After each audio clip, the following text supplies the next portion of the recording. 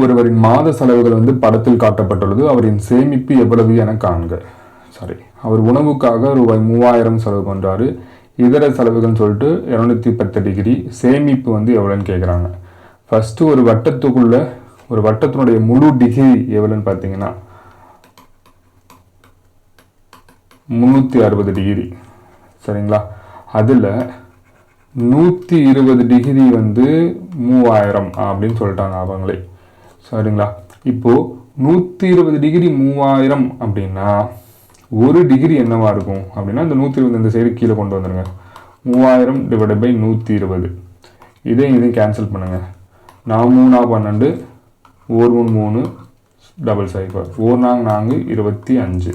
அப்போது ஒரு டிகிரி அப்படிங்கிறது 25ன்னு கண்டுபிடிச்சிங்களா? அப்போ 210 டிகிரி எவ்வளோன்னு கண்டுபிடிங்க.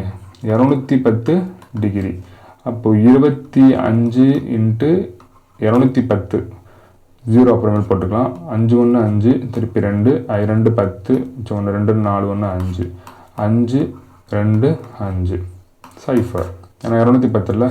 அப்போ 210 டிகிரிங்கிறது 5250 ரூபாய். இப்போது நல்லா கவனிங்க. இது 120 டிகிரி, இது 210 டிகிரி. சேமிப்பு எத்தனை டிகிரினே கொடுக்கல. ஆனால் ஒரு வட்டத்தோட ஃபுல் சைக்கிள் பார்த்தீங்கன்னா 360 டிகிரி. இது ரெண்டையும் ஆட் பண்ணிங்கன்னா 210, 310, 330. சரிங்களா? அப்போ சேமிப்பு அப்படிங்கிறது 360 மைனஸ் 330. அப்போது சேமிப்பு வந்து 30 டிகிரி.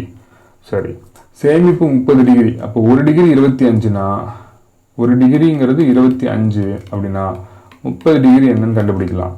எப்படி? 25 × 3, 0, 5×3 = 15, 1, 2 6 1 7.